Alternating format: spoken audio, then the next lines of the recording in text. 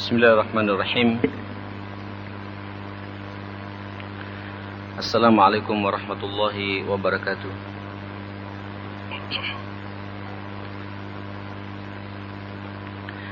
Innal hamdalillah nahmaduhu wa nasta'inu wa nastahdihi wa nastaghfiruhu wa na'udzu billahi min shururi anfusina wa sayyiati a'malina may yahdihillahu fala mudilla lahu wa may yudlil fala hadiya lahu. Asyhadu an la ilaha illallah wahdahu la syarika lah wa asyhadu anna Muhammadan abduhu wa rasuluhu la nabiyya ba'dah. Allahumma salli wa sallim wa barik ala hadzal nabiyil karim wa alihi wa sahbihi wa sallim tasliman katsira. Ya ayyuhalladzina amanu taqullaha haqqa tuqatih wa la tamutunna illa wa antum muslimun. Allahumma inna hadha iqbalu laylik wa idbaru naharik wa aswatu du'atik faghfir lana jami'an ya rabbal alamin. Allahumma inna nas'aluka fahman nabiyyin wa hifdzal mursalin wa ilhamal malaikatil muqarrabin. Allahumma inna na'udzu bika min an nusyrika bika syai'an na'lamuhu wa nastaghfiruka lima la na'lamuh. Allahumma inna nas'aluka al-ikhlas was-sidqa fil qawli wal 'amal. Bismillahi tawakkaltu ala Allah wa la hawla wa la quwwata illa billah. Hadirin, pada Selasa malam kemarin, minggu yang lalu, kita sudah sampai pada detik-detik hari-hari terakhir Rasulullah sallallahu alaihi wasallam akan dipanggil oleh Allah Subhanahu wa taala.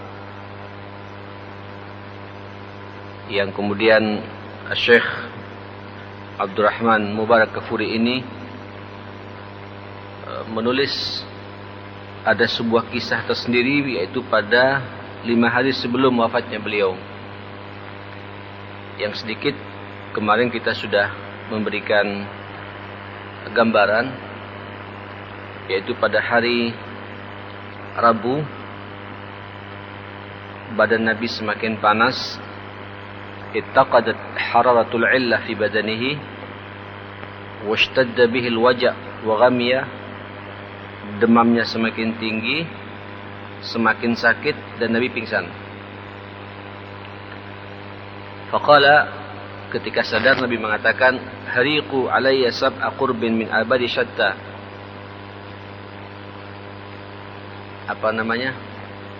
Tuangkan air kepadaku 7 kali sehingga aku bisa bangkit lagi. Hatta akhruja ilan nas, sehingga aku bisa menemui beberapa orang di sana. Wa ahida ilaihim, dan aku memberikan nasihat kepada mereka. Fa aq'aduhu fi makhdab, kemudian para sahabat mendudukkan Nabi di sebuah bejanat, biasa Nabi mandi di situ. Wa sabbu alaihi alma, kemudian dituangkan air, Nabi dimandikan, diguyur air oleh para sahabat pada waktu itu. Hatta tafika yaqul hasbukum hasbukum. Begitu Nabi merasa segar, mengatakan cukup cukup, kata Nabi sallallahu alaihi wasallam. Dan ketika wa inda dzalika ahsana bi khuffatin, merasa baik kondisinya, subhanallah, dakhala al masjid. Nabi segera masuk ke masjid. Memang masjidnya sangat dekat, jamaah sekalian. Ya. Imam saja itu bisa diisyaratkan dari pintu di rumah Nabi sallallahu alaihi wasallam.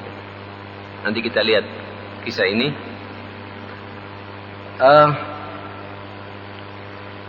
Nabi masuk ke masjid wa huwa ma'subur ra's, kepalanya diikat. Diikat bukan karena mau perang, tapi karena sakit. Ya. Dulu Pak, orang-orang kalau sakit itu kan diikat kepalanya itu. Saya kurang tahu apa maksudnya itu. Rupanya ini ngikutin sunnah Nabi juga itu. Ya. Makanya kalau antum sakit, cobalah sesekali diikat juga itu. Ya, siapa tahu mendapatkan pahala karena mengikuti sunnah Rasulullah sallallahu alaihi wasallam. Summa jalasa al-mimbar, Nabi naik mimbar. Wa khataban nas, dan para sahabat dikhutbahi sama Nabi, diceramai sama Nabi.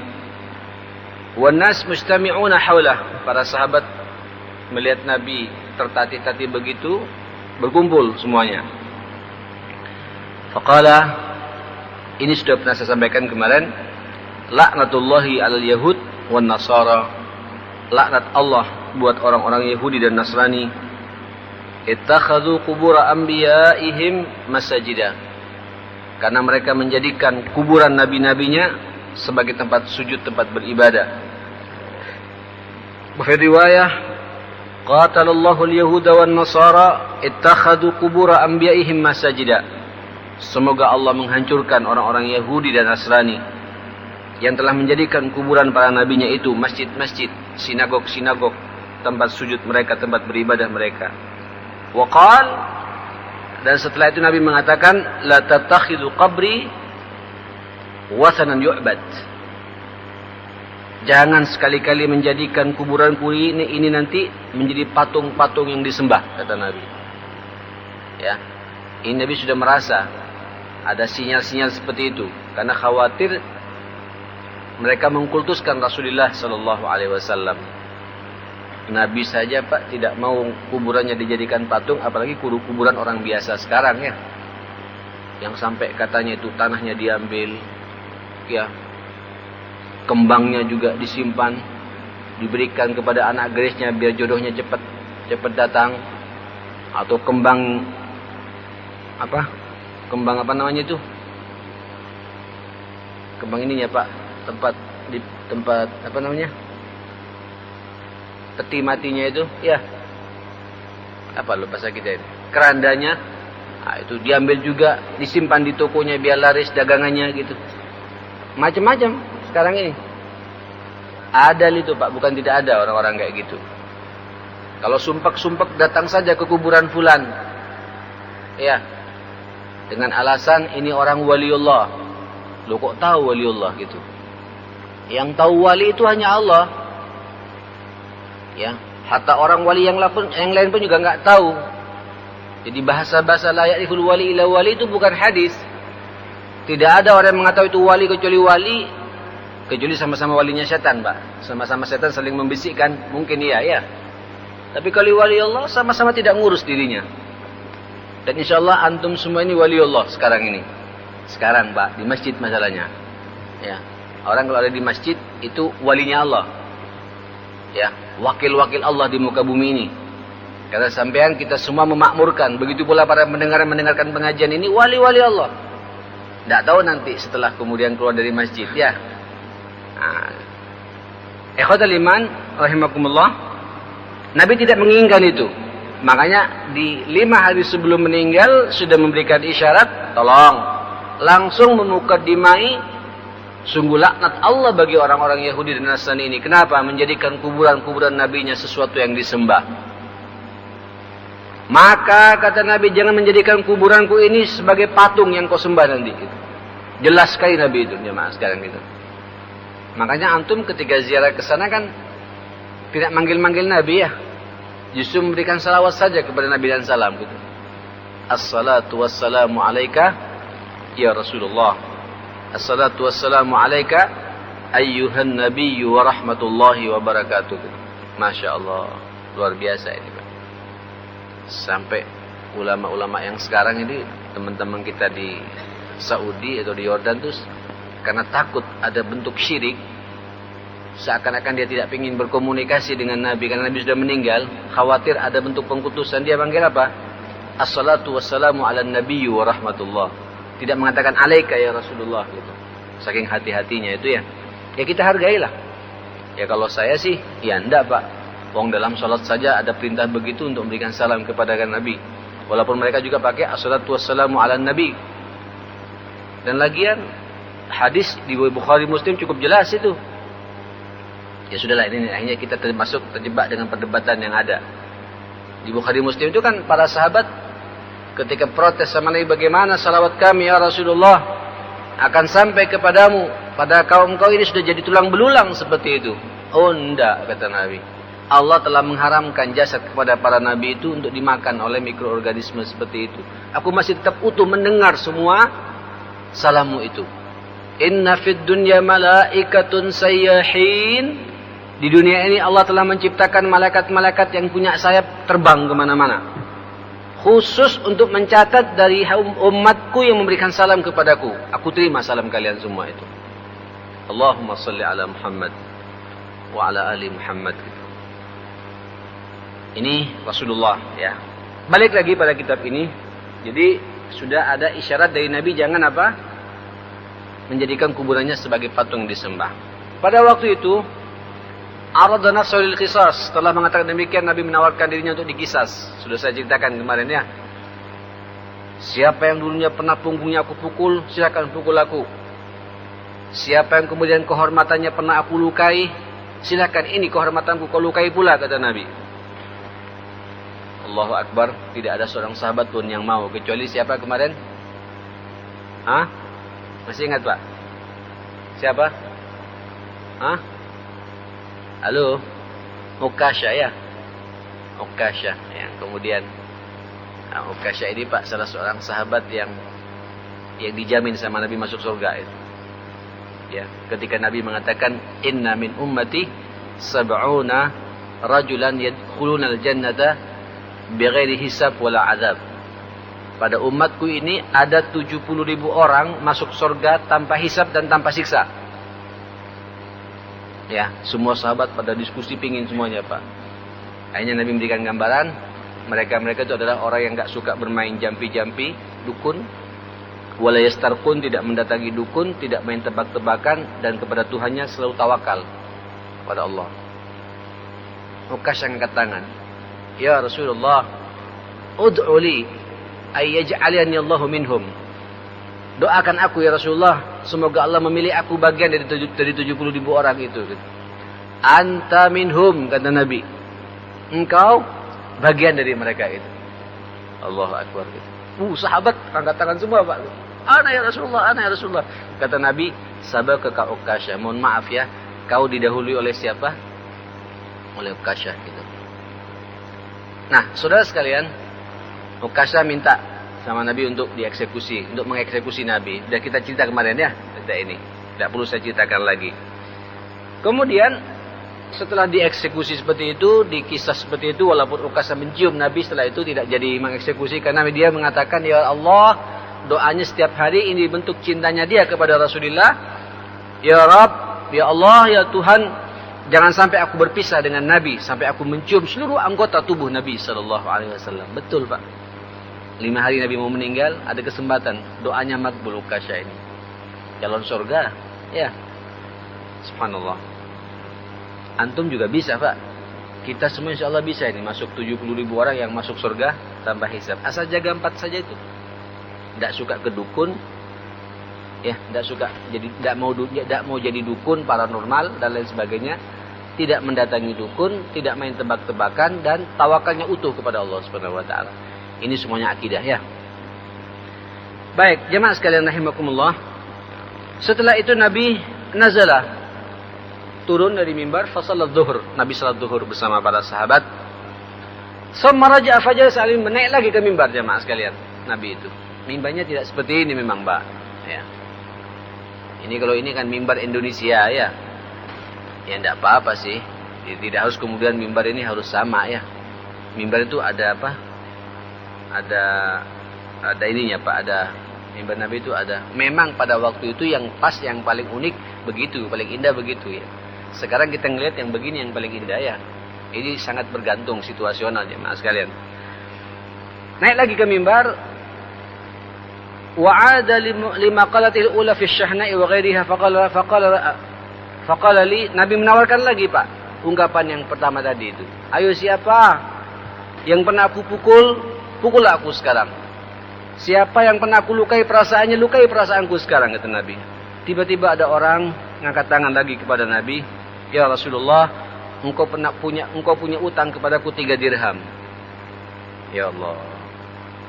Engkau punya utang kepadaku 3 dirham. Ini Pak bukan pelit orang ini, bukan. Karena utang itu, sampean jangan kemudian kalau punya utang diam, sudah saya halalkan, enggak. Biar jelas. Biar nanti disaksikan oleh orang banyak bahwa kita bebas dari utang. Gitu. Makanya kalau ada orang meninggal dunia itu di mana? Di pemakamannya itu kan suka ada sambutannya. Ya, ada dua hal yang selalu mengganggu setiap orang yang menghadap Allah Subhanahu wa taala. Yang pertama adalah kesalahan yang di antara kita. Namanya manusia, pasti ada kesalahan. Dia akan terganggu manakala kita tidak memaafkan. Insya Allah kalau kita maafkan, kita mati juga akan dimaafkan pula sama orang lain. Makanya kita, ayo kita maafkan orang ini gitu. Maafkan.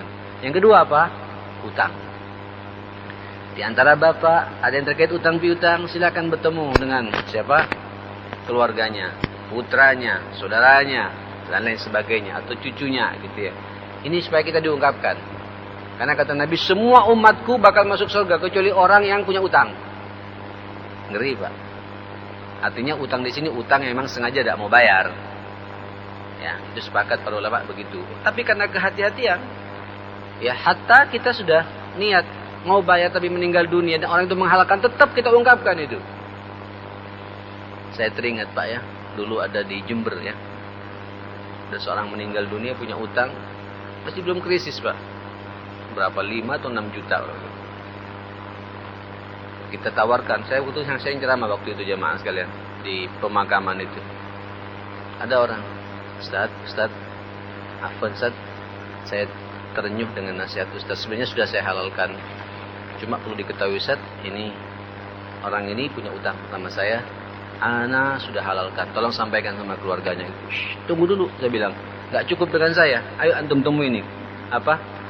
Pewarisnya gitu. Putra-putranya. Nih, antum ngomong sendiri gitu. Ana halalkan dia punya orang tua. Utang-utangnya sama saya sudah selesai gitu. Ini ada rekeningnya Pak gitu. Saya halal. Ini penting. Penting.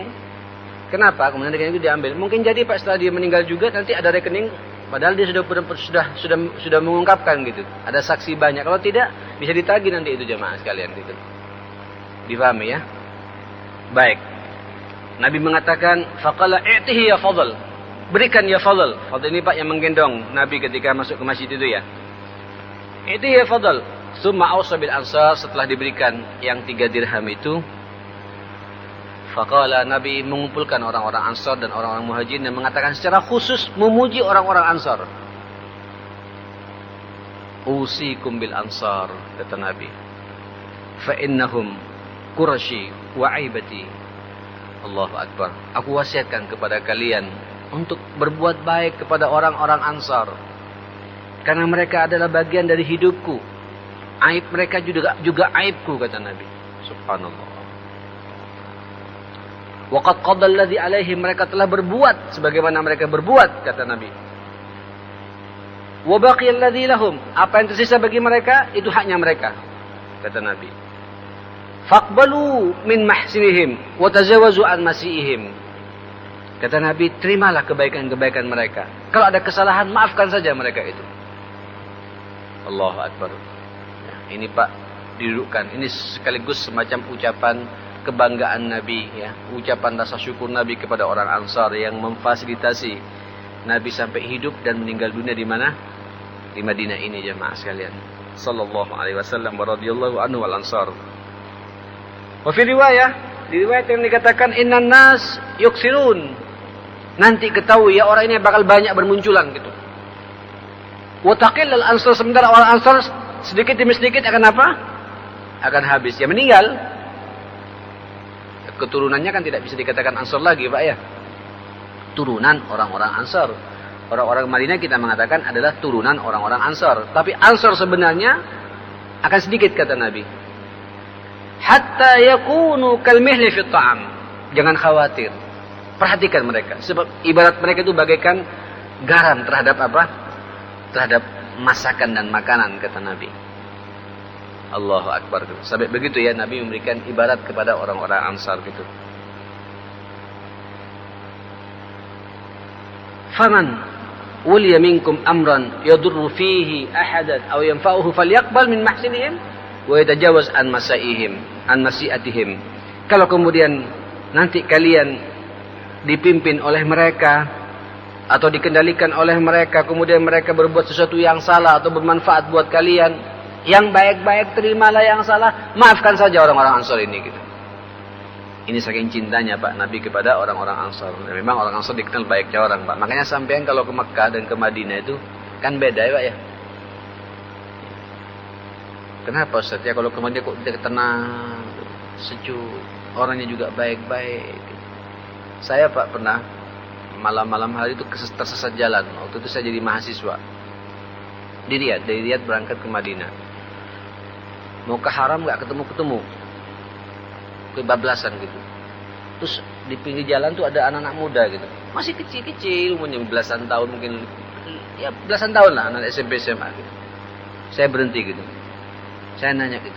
Lau samahti ya walad gitu. Datang Pak. Naam. Walaupun dia tahu orang asing gitu. Antum mau kemana? Ente mau kemana gitu? Saya mau ke Haram. Akhta. Ente keliru jalan ke sini. Ini ke sana terus bisa ke daerah lain lagi kata dia. Ke sana terus ada belokan pertama belok. Ditunjukkan persis Pak. Coba kalau ke Mekah, men. Dilihat, oh orang asing gitu. Udah langsung kita nggak digubris gitu. Terus tenang, main lagi ya mas gitu. Itu memang perbedaan orang-orang Ansar. Makanya Pak kata Nabi, siapa orang yang ke Madinah, sholat di Madinah itu pahalanya berapa?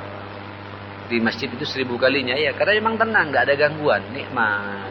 Iktikaf enak, sejuk, gitu. Mau di Raudhah juga, hatta berebut juga hening, jemaah. Nggak ada kekacauan di situ ya. Tapi kalau di Mekah, ruwet. Makanya pahalanya berapa? 100.000 jemaah sekalian. Gitu. Makanya sampean di Mekah jangan juga ikut ruwet-ruwet juga gitu.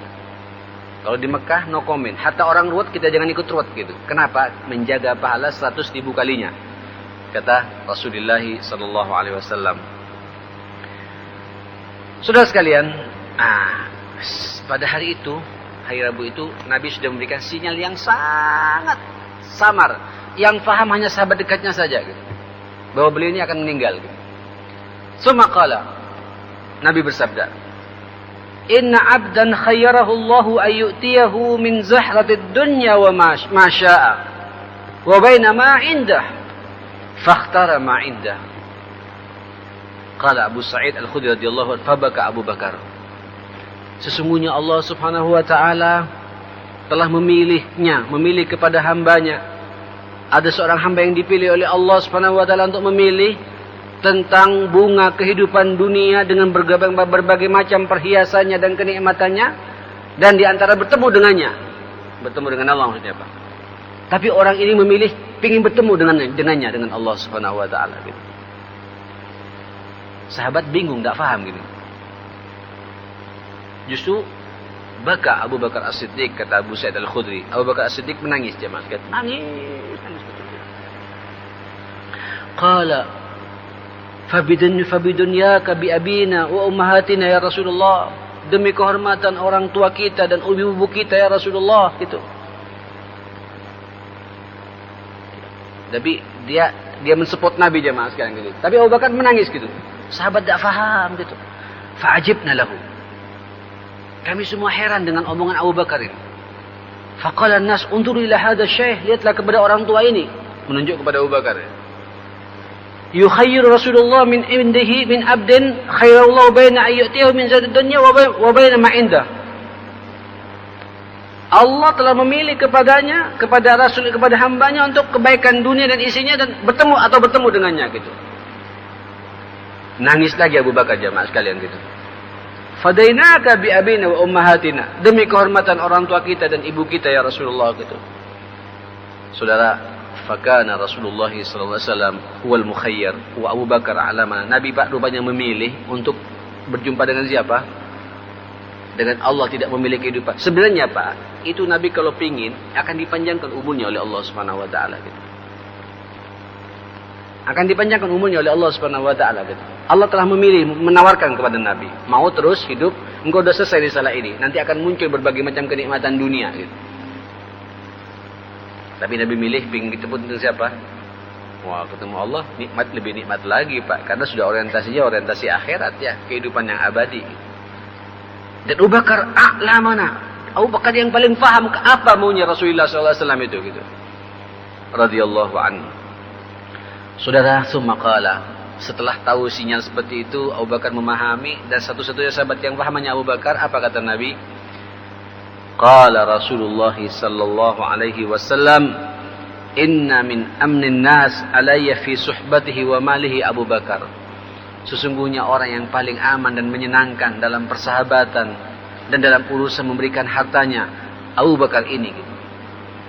Dia yang telah menemaniku sejak dari Mekah, sejak sebelum aku menjadi Nabi, sampai aku jadi Nabi, diusir dari Mekah, aku di Madinah. Paling baiknya sahabat, inilah Abu Bakar.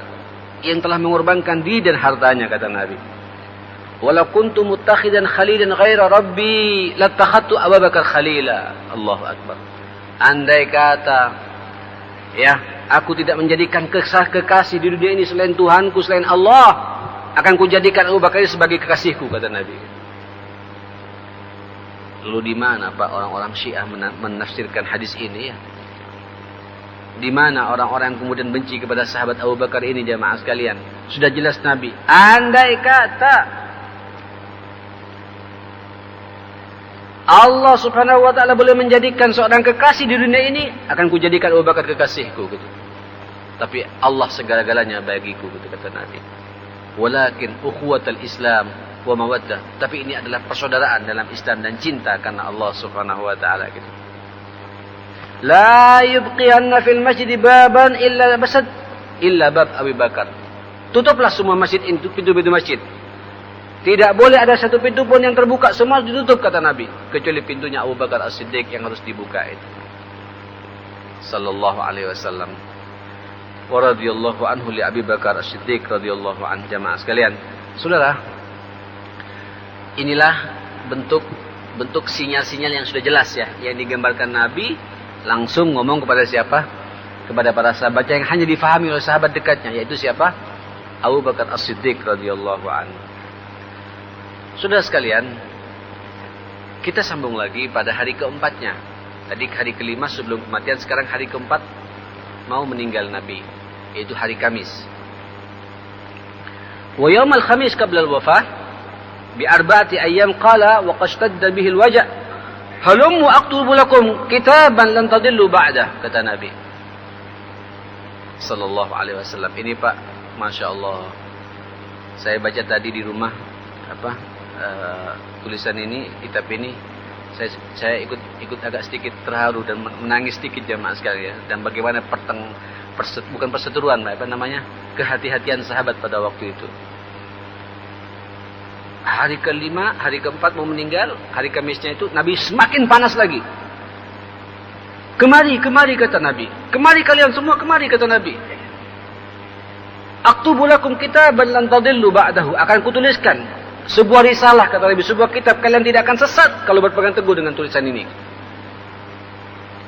Wafil bait, di rumah itu Pak, ketika Nabi berbicara seperti itu, ada Umar bin Khattab.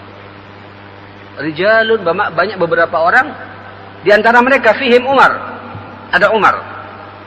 Faqala Umar, qad ghalaba alaihi alwaja. Aduh, kasihan Nabi sudah benar-benar panas ini. Ini omongannya sudah dipengaruhi oleh apa? Oleh sakitnya, kata Umar gitu. Wa indakumul Qur'an, sudahlah, jangan diikutin, kata Umar gitu. Kita kan sudah punya Al-Qur'an. Kenapa Umar mengatakan demikian, jemaah sekalian? Nabi, la taktubu alayya illa Al-Qur'an, kata Nabi. Jangan kalian menulis kepadaku kecuali apa? Al-Qur'an. Kenapa, Pak? Sengaja pada masa Nabi itu Quran belum tertulis rapi. Dikhawatirkan kenapa? Nanti hadis-hadis Nabi bercampur baur dengan apa? Al-Quranul Karim.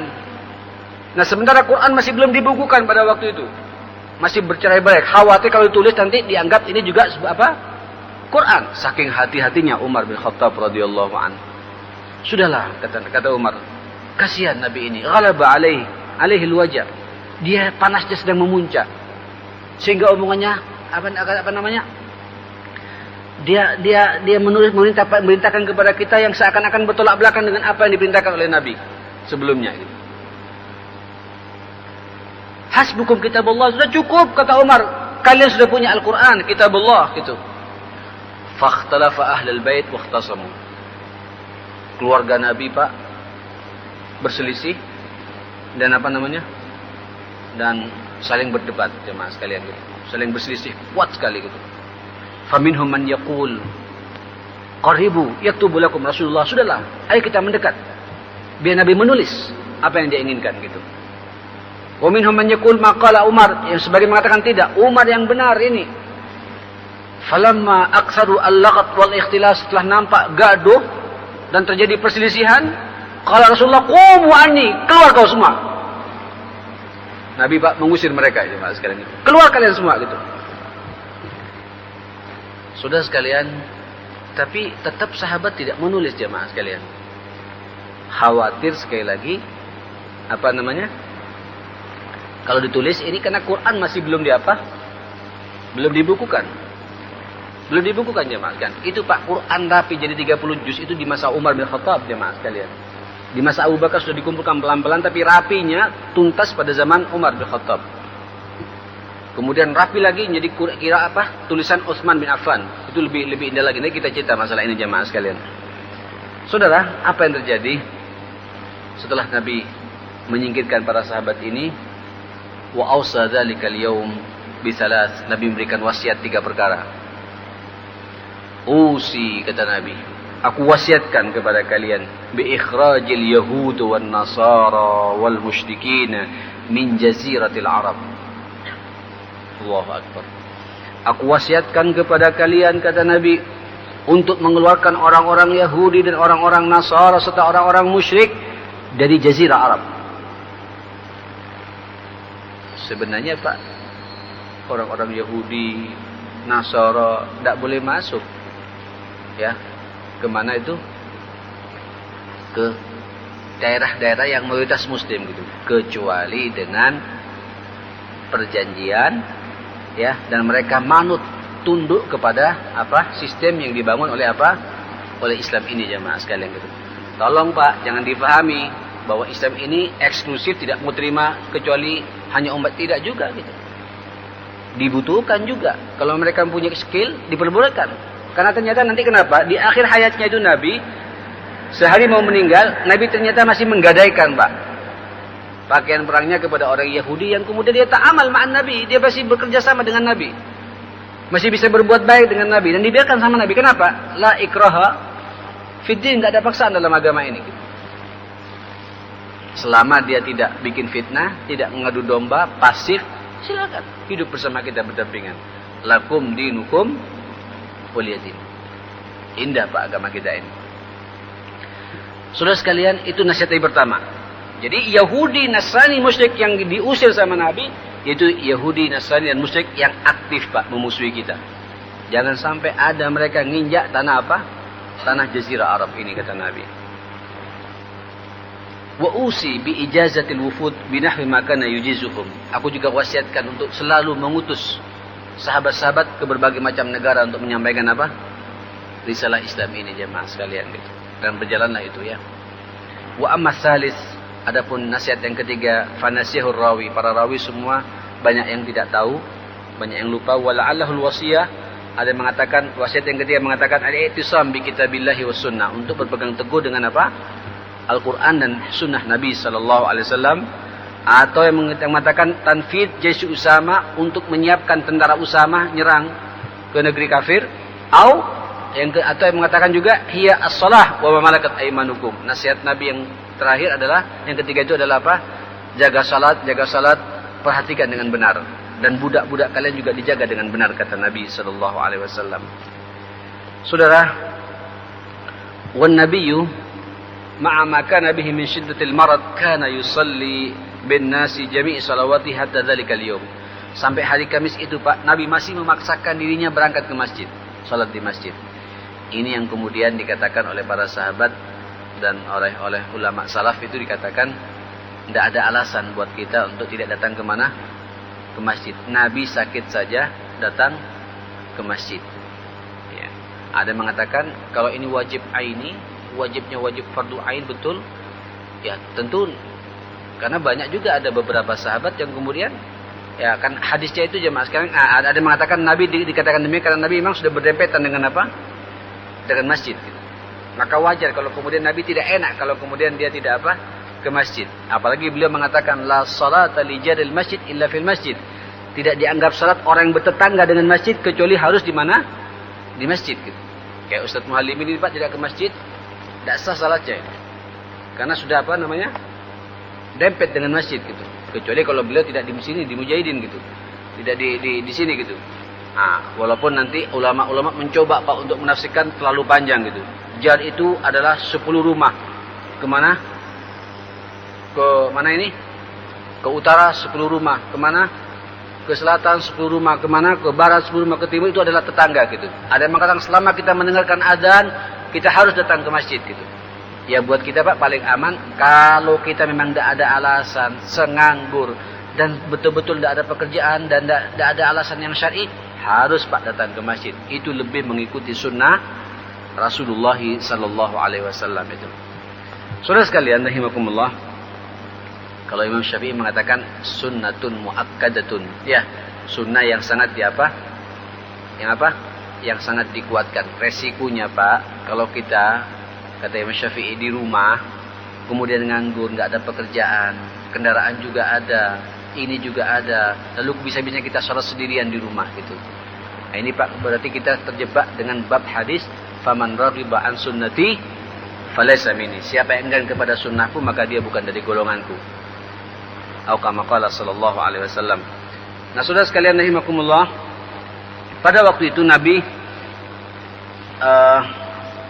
dengan kondisi yang sangat kuat sakitnya masih menyempatkan diri salat bersama para sahabat di masjid. Semua salat yang 5 waktu itu, ya, hatta dzalikal yaum, yakni sampai pada hari Kamis 4 hari sebelum meninggal.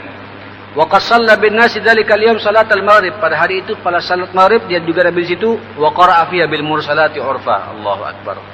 Saya enggak bisa bayangkan Pak, dalam kondisi salat beliau sakit keras, panas, masih sempat baca ayat apa? Salat maghrib wal mursalati urfa. Ini ayatnya Pak, panjang gitu.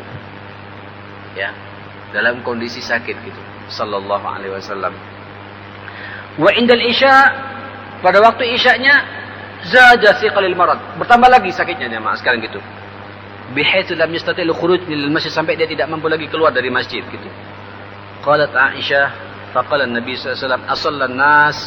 Jadi Pak habis maghrib Nabi berangkat ke mana? Ke rumahnya, balik ke rumahnya. Isya semakin panas jemaah Nabi itu. Aisyah berkata gitu. Faqala Nabi berkata kepadaku, asallan nas, apakah orang-orang sudah salat? Qulna la ya Rasulullah wa hum yantadirunaka. Kata Aisyah, tidak ya Rasulullah, mereka ini menunggumu. Summa da'u li ma'mil fil makhdab, berikan aku air, kata Nabi, di sebuah bejana gitu. Fa'alna, kami lakukan itu. Fakta Nabi mandi di situ. Fa dhahaba liyanu'u fa ughmi alaih. Ketika Nabi ingin naik ke bejana itu Pak, Nabi pingsan. Pada waktu Isya itu ya. Summa afaqa, kemudian sadar Nabi. Faqala asallan nas, apakah orang-orang sudah salat? Wa waqa'a tsani wa saytan ma waqa'a fil matil ula fil irtisal summa ighma. Kemudian Nabi mandi Pak, karena mengatakan para sahabat tunggu Nabi mandi lagi. Orang kalau pingsan kan harus diguyur air ya. Jadi kalau sampean tidak sadar Pak, itu harus mandi wajib. Ya. Mandi wajib gitu. Ya, kecuali kalau kemudian kita tidak kuat sama air, ya tayamum saja. Tapi kalau kita memang panas kan harus disentuh oleh air, Nabi mandi lagi gitu. Sampai 3 kali gitu. Wahina arda ayyanu fa'asal Abu Bakar. Ketika Nabi tidak sanggup betul, baru Nabi memberikan isyarat kepada Abu Bakar ayyusalliya bin nas, untuk salat Abu Bakar untuk menjadi imam mengganti Rasulullah sallallahu alaihi wasallam. Fa shalla Abu Bakar tilkal ayyam, maka Nabi Pak sejak hari malam Jumat itu, Jumat, Sabtu, Ahad, Senin, itu Abu Bakar menjadi apa? Menjadi imam jamaah sekalian. Ya. Jumlah keseluruhan waktu yang diimami oleh Abu Bakar adalah 17 salat di masa hidupnya Rasulullah sallallahu alaihi wasallam. Kalau dihitung-hitung Pak, satu hari kan 5 kali ya. Kemudian 3 hari berapa? Jumat, Sabtu, Ahad ya. Itu sudah berapa? Sudah berapa? Sudah 15 ya. Karena ternyata Nabi nanti Pak kita lihat Nabi meninggalnya itu pada waktu duha, pada hari Senin. Ya, tambah 2 lagi jadi 17 salat persis seperti itu. Sudah sekalian, jadi semasa Nabi hidup, Abu Bakar menjadi imam pengganti Nabi, yaitu pada sejak malam Jumat sampai Nabi meninggal dunia. Nah pada waktu itu jamaah sekalian, ورجعت عائشة 3 أو 4 مرات ليستلف الإمام عن أبي بكر حتى ليتشأم به الناس فأبى. Ini Pak sebenarnya sinyal ya dari Nabi bahwa nanti penggantiku itu adalah siapa? Abu Bakar As-Siddiq radhiyallahu anhu. Saat itu Aisyah tidak enak Pak. Jemaah sekalian, Aisyah sangat tidak enak. Sebagai apa? Sebagai putri Abu Bakar radhiyallahu anhu. Abu Bakar ini katanya jemaah sekalian kalau jadi imam selalu nangis gitu. Beka orangnya suka sensitif gitu. Apalagi dia jadi imam menggantikan Nabi masih hidup gitu. Sehingga memang tidak sekhusyuk Rasulullah tentu otomatis jemaah sekalian gitu. Abu Bakar Aisyah menawarkan kepada Nabi berkali-kali. Loh, sudah azan nih Pak. Subhanallah. Ya, saya ulangi lagi. Aisyah berkali-kali menawarkan kepada Rasulullah sampai 3-4 kali. Udahlah, tolong ganti imam itu jangan Abu Bakar lagi, kata Aisyah gitu. Ya, kenapa? Saya khawatir para sahabat bosan diimami oleh siapa? Oleh Abu Bakar, ganti sama yang lainnya gitu. Kata siapa? Kata Aisyah radhiyallahu anha. Wa qala innakunna sawahiba Yusuf. Aduh, kalian semua ini ibu-ibu ini wanita ini kata Nabi seperti saudaranya Yusuf gitu. Tahu saudara Yusuf Pak? Protes terus sama orang tuanya gitu. Ya. Murru Abu Bakar liyusalli bin nas. Sudah suruh orang untuk taat dan imam ikut bermakmum kepada siapa? Kepada Abu Bakar As-Siddiq radhiyallahu anhu. Saudara, bagaimana kelanjutannya? Sudah ada nih Pak ya.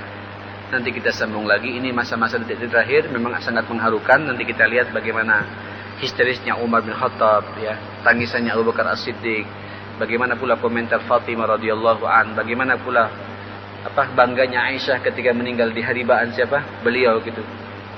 Peluhnya nempel dengan peluhku kata Aisyah. Nanti kita lihat pada pertemuan yang akan datang insyaallah. Mudah-mudahan jamaah sekalian kita semua bisa mengambil ibrah dari kejadian ini, dari kisah-kisah ini kita bisa mengikuti sunnah-sunnah Rasulullah sallallahu alaihi wasallam dan mudah-mudahan kita semua dosa-dosa kita juga diampuni oleh Allah Subhanahu wa taala. Rabbana atina fid dunya hasanah wa fil akhirati hasanah wa qina adzabannar. Wa sallallahu ala Muhammadin wa alihi washabbihi wasallam. Subhanakallahumma wa bihamdik asyhadu an la ilaha illa anta astaghfiruka wa atubu ilaik wal afu minkum. Assalamualaikum warahmatullahi wabarakatuh.